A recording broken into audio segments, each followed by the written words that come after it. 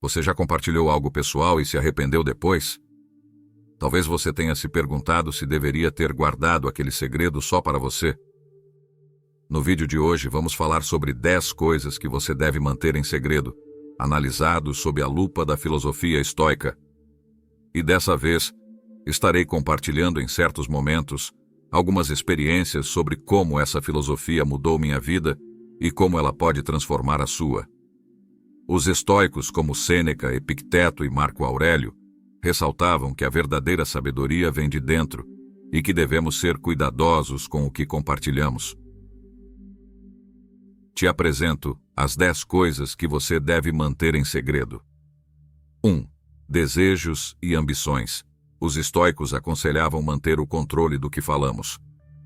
Guardar nossos desejos e ambições para nós mesmos pode ser uma decisão sábia por várias razões. Primeiro, evita a pressão externa e as expectativas dos outros. Quando compartilhamos nossos objetivos, podemos inadvertidamente convidar opiniões e críticas que, em vez de ajudar, podem nos desmotivar ou nos fazer duvidar de nossas capacidades. Além disso, manter nossos planos em segredo nos permite trabalhar neles em nosso próprio ritmo, sem a necessidade de justificar ou explicar nossas ações a ninguém.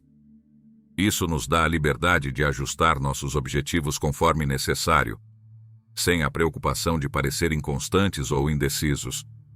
Também há o benefício de proteger nossas ideias de serem copiadas ou sabotadas. Em um mundo competitivo, é prudente ser cauteloso com quem compartilhamos nossos sonhos, especialmente se forem inovadores ou únicos. Só para você ter uma noção, diversos estudos psicológicos indicam que compartilhar nossos objetivos com os outros pode criar uma sensação enganosa de progresso, resultando em uma menor probabilidade de realmente alcançá-los. Essa ideia é conhecida como ilusão de progresso. Para não ficar apenas em minhas palavras, um dos estudos mais citados sobre esse fenômeno é o de Peter Gollwitzer, um psicólogo da Universidade de Nova York. Em suas pesquisas, Gollwitzer descobriu que quando as pessoas falam sobre suas intenções e planos, elas recebem uma sensação de validação social e recompensa psicológica, que imita a sensação de realização. Essa sensação pode enganar o cérebro, fazendo com que ele sinta que parte do trabalho já foi feito, diminuindo a motivação para realmente executar as tarefas necessárias para alcançar os objetivos. O exemplo acima reitera o motivo para manter nossos desejos e ambições em segredo, e isso até pode nos proteger de influências negativas, nos dar mais liberdade, foco e ainda aumentar nossas chances de sucesso. 2. Problemas familiares. Epicteto salientava que devemos resolver nossos problemas internos sem a interferência externa. Resolver problemas familiares em segredo ajuda a preservar a privacidade e a dignidade de todos os envolvidos. Quando problemas íntimos são mantidos dentro da família, evitamos o constrangimento público e protegemos a reputação de cada membro. Abordar conflitos internamente pode fortalecer os laços familiares. Isso ocorre porque promove um ambiente de confiança dentro do seu lar. Além de que, resolver problemas em segredo minimiza a interferência de opiniões externas que podem complicar ainda mais a situação.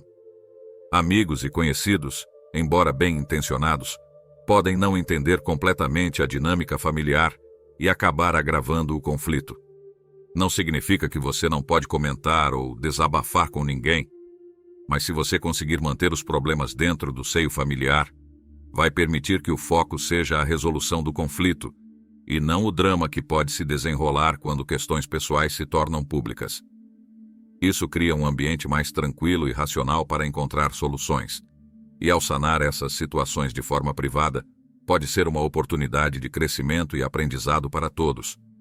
Enfrentar desafios juntos, sem a pressão de olhares externos, pode ensinar valiosas lições de empatia, comunicação e resiliência. Um exemplo comum e que continua entre os 3 principais motivos de divórcio no Brasil, segundo dados de 2023, são crises financeiras. Tendo em vista essa problemática, imagine que certa família está enfrentando essa prova devido à perda de emprego de um dos provedores. Em vez de espalhar a notícia para todos os conhecidos, a família decide se reunir e discutir como podem ajustar o orçamento, cortar gastos desnecessários e procurar novas oportunidades de renda. Esse processo, mantido em segredo, permite que a família lide com a situação de maneira unida, sem vergonha ou julgamento externo, e encontre uma solução conjunta que fortaleça a união, ao invés da separação como acontece comumente. 3. Medos e inseguranças. A filosofia estoica ensina que devemos enfrentar nossos medos internamente, sem espalhá-los. Eu me recordo que tinha muito medo de falar em público, mas trabalhando sozinho e buscando técnicas com quem de fato poderia me ajudar, consegui superar. Mas nem sempre foi assim. Entretanto, percebi que quanto menos falava que tinha medo, mais confiante me sentia nas apresentações na época da faculdade. Um exemplo cotidiano de como não falar sobre seus medos pode ser útil seguindo as premissas estoicas, é lidar com um desafio no trabalho. Digamos que você tenha uma apresentação importante para fazer diante de colegas e superiores, mas você está sentindo um medo paralisante de falhar. Seguir a abordagem estoica envolveria reconhecer internamente esse medo, mas não espalhá-lo ou permitir que ele o domine. Em vez de expressar abertamente seus medos com seus colegas, você pode optar por trabalhar internamente a fim de enfrentar e superar esses medos. Isso pode envolver praticar técnicas de respiração para acalmar a mente, visualizar o sucesso da apresentação e se concentrar em sua preparação e habilidades. Ao não espalhar seus medos, você mantém o controle sobre sua própria mente e emoções. O princípio citado está alinhado com a ideia estoica de cultivar uma mente serena e resiliente diante dos desafios que a vida pode te oferecer. 4. Riquezas e posses. Para os estoicos, a riqueza externa é menos importante do que a riqueza interna. Não precisamos nos gabar do que temos. Conheci uma pessoa que sempre exibia seus bens e, no final, perdeu muitos amigos verdadeiros por isso. Só ficaram aqueles que estão com ele pelo que ele tem e pode oferecer, e não pelo que ele realmente é. Buscar crescer financeiramente é fundamental para uma vida mais confortável, e não há nada de errado com isso. No entanto, o problema está em ostentar. Essa prática bastante comum atualmente em certas redes sociais pode gerar inveja e ressentimento nos outros, sem falar que a ostentação pode levar ao isolamento. Pessoas podem se afastar, achando que você está tentando se exibir com o intuito de diminuí-las. Como resultado, você pode perder amizades verdadeiras, que são baseadas em autenticidade e não em status. Antes, é melhor deixar o sucesso falar por você, deixando que as pessoas vejam suas conquistas naturalmente, o que se torna ainda mais bonito devido à sua humildade em crescer silenciosamente. Sendo assim, não haja como muitos dublês de ricos que vemos hoje em dia. E caso seja rico em termos financeiros, ou tiver desejo de ser, mantenha a humildade, sem precisar demonstrar o que tem, apenas para impressionar os outros. E você, já sentiu a pressão de ostentar? Compartilhe suas experiências aqui nos comentários. Mas antes de escrever, vamos para o próximo erro. 5. Suas opiniões mais íntimas. Os estoicos nos aconselham a refletir internamente sobre nossas opiniões antes de expressá-las publicamente. Tive opiniões fortes sobre certos assuntos na roda de amigos, mas aprendi a guardá-las para mim até estar certo do que penso. E notei que essa atitude era mais sábia e útil do que imaginava. Compartilhar detalhes íntimos pode levar a julgamentos e conselhos indesejados.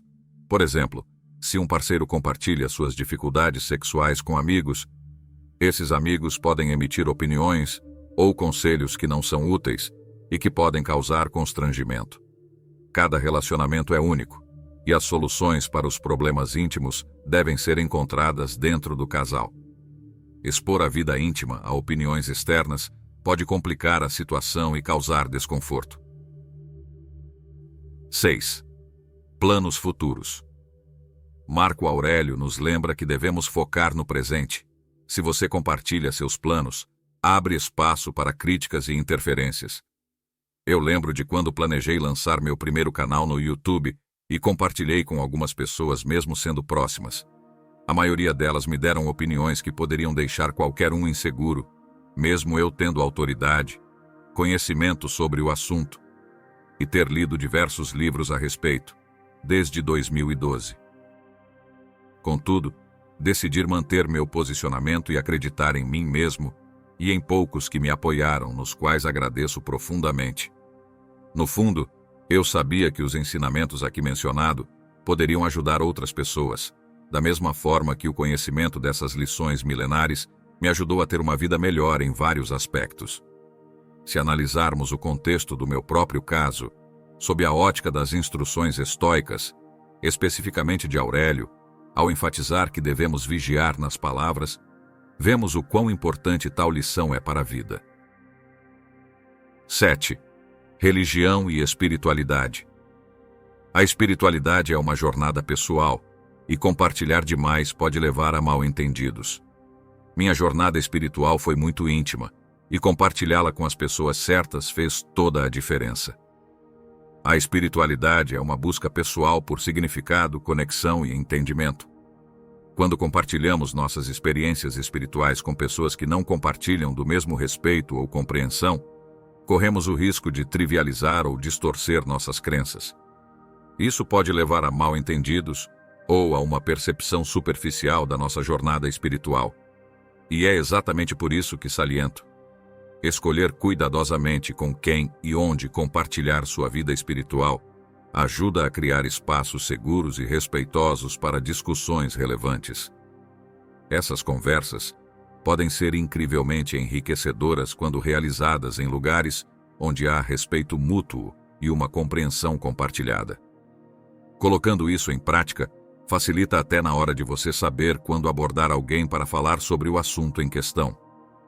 Essa abordagem da espiritualidade para o estoicismo enfatiza a importância da autotransformação e do cultivo de virtudes como meio de alcançar um estado de paz interior e uma compreensão mais profunda do nosso lugar no mundo. 8. Conflitos e desentendimentos. Os estoicos acreditavam na resolução pacífica dos conflitos, sem a necessidade de exposição. Já tive 2 desentendimentos no trabalho, mas resolvi falar diretamente com a pessoa envolvida, e nossa relação ficou mais forte do que pensava. Resolver problemas de forma pacífica envolve identificar claramente o problema, escolher a pessoa certa para conversar, planejar a conversa, usar comunicação não violenta, escutar ativamente e propor soluções colaborativas. Esse método não só ajuda a resolver o problema de maneira eficaz, mas também fortalece os relacionamentos profissionais, promovendo um ambiente mais harmonioso. 9. Fragilidades físicas ou doenças. Zenão e Sêneca, por exemplo, realçavam a importância de lidar com a dor e a doença com dignidade e discrição. Eles acreditavam na importância de manter a harmonia no ambiente. Falar repetidamente sobre sua doença pode criar um clima de preocupação e negatividade entre amigos e familiares. Compartilhe informações sobre sua saúde de forma concisa e positiva, evitando transformar a doença no foco das conversas. Isso ajuda a manter um ambiente mais alegre e positivo ao seu redor. Marco Aurélio, em suas meditações, reforçava a importância da serenidade diante das adversidades. Falar sobre a doença pode aumentar a ansiedade e o estresse, perturbando sua paz interior. Ao invés disso, pense positivamente. A mente positiva pode ter um impacto direto na recuperação física. Estudos mostram que uma atitude positiva e foco na recuperação podem acelerar o processo de cura. 10. Generosidade e caridade. Os princípios atemporais que abordamos tinham como base que a verdadeira virtude é modesta. Não precisamos alardear nossas boas ações. Imagine só, uma pessoa que regularmente compra alimentos e os distribui para famílias necessitadas em sua comunidade, mas faz isso de maneira anônima. Ela deixa as cestas básicas na porta das casas ou organiza com uma instituição local para entregar as doações sem revelar sua identidade. Isso evita que as famílias se sintam envergonhadas ou em dívida e permite que a caridade seja um ato puro de amor. E não precisa ser rico para praticá-lo. Inclusivamente no capítulo da Bíblia, em Mateus capítulo 6, versículo 13:4 diz: Mas quando você der esmola, que a sua mão esquerda não saiba o que está fazendo a direita, de forma que você preste a sua ajuda em segredo. E seu pai, que vê o que é feito em segredo, o recompensará. Manter essas coisas em segredo não é sobre esconder quem você é, mas sobre proteger sua integridade e a da outra pessoa. E você? Quais desses segredos você já guarda para si? Compartilhe nos comentários e não se esqueça de se inscrever no canal para mais reflexões da vida e sabedoria baseadas no estoicismo. Obrigado por assistir e até o próximo vídeo.